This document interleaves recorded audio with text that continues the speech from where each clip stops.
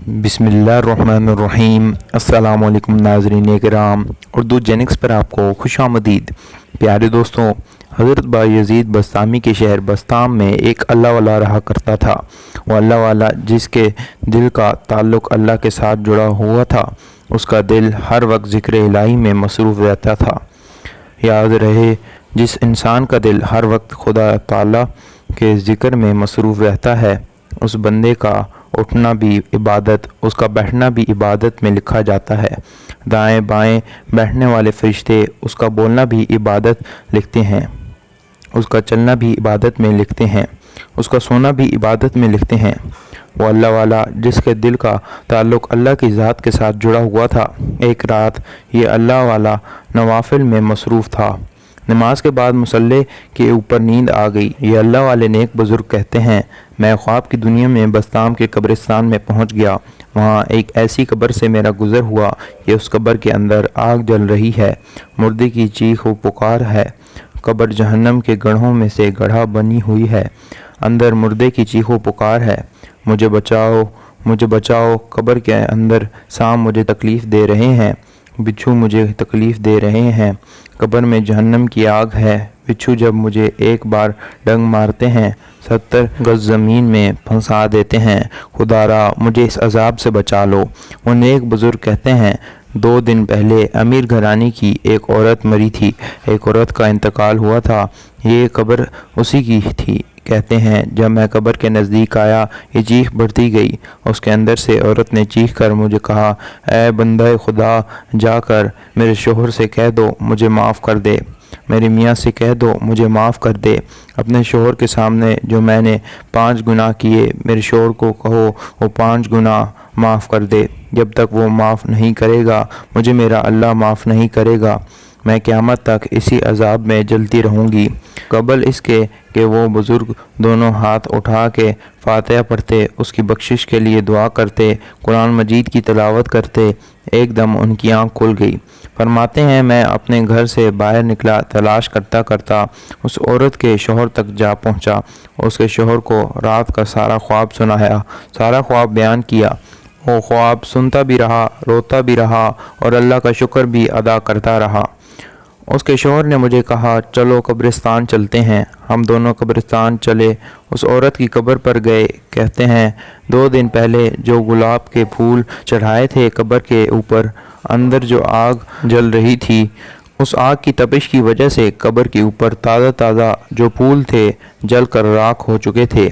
मुझे पक्का यकीन हो गया था, ये जो मेरा ख्वाब है ये सच्चा ख्वाब है।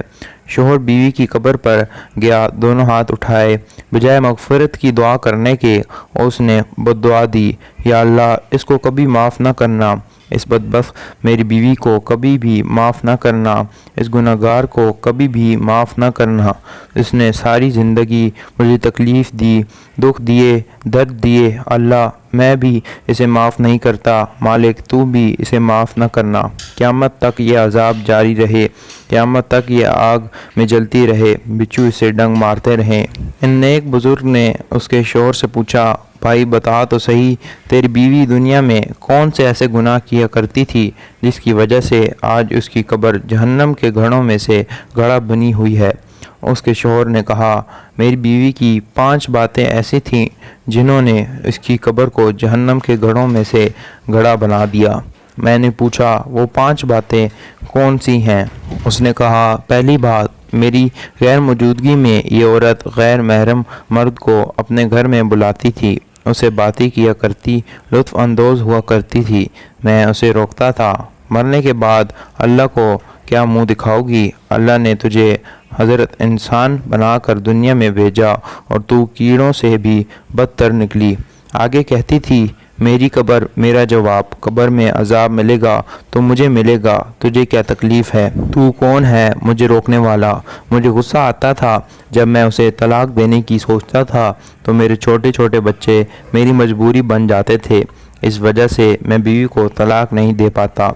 दूसरी बात, मैं बहुत ही ज़्यादा तकलीफ़ में था। तकलीफ़ की वजह से मैं रो रहा था, चीख रहा था, ज़िंदगी मौत की जंग लड़ रहा था, ज़िंदगी मौत की कश्मकश में था। यूं यूं मेरी तकलीफ़ बढ़ती गई, चीखो पुकार भी बढ़ती गई। یہاں تک کہ محلے کے ہمسائے دوڑ کر آ گئے۔ میرے گھر میں آ کر دیکھا میں تنہا اکیلا کمرے کے اندر پڑا ہوں اور تکلیف کی وجہ سے رو رہا ہوں، چیخ رہا ہوں۔ انہوں نے پوچھا کہ تیری بیوی کہاں ہے، تیرے بچے کہاں ہیں؟ میں نے کہا کہ میری بیوی تکلیف میں، بخار میں مجھے اکیلا چھوڑ کے بن سور کے شادی کی تقریب میں گئی ہوئی ہے۔ انہوں نے کہا لعنت ہو ایسی عورت پر، ایسی بیوی پر لعنت ہو جو شوہر کو زندگی موت کی کشمکش میں تنہا اکیلا چھوڑ کے، بیمار شوہر کو اکیلا چھوڑ کے خود شادی کی تقریب میں گئی ہوئی ہے۔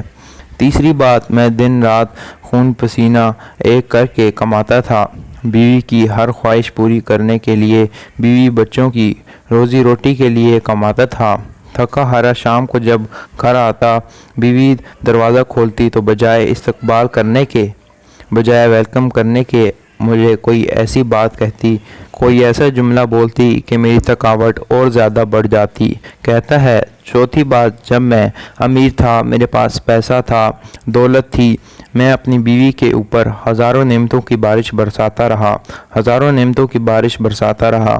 میں نے اپنی بیوی کی ہر ایک تمنا پوری کی، اس کی ہر ایک خواہش پوری، ہر ایک خواب پورا کیا، اور جو چاہتی تھی وہ میں دیتا تھا، ہزاروں نعمتوں کی بارش برساتا تھا۔ لیکن جب میں غربت کا شکار ہوا، وہی بیوی کہنے لگی کہ بجائے حوصلہ دینے کے یہ کہنے لگی میں نے آپ میں کبھی کوئی بھلائی نہیں دیکھی۔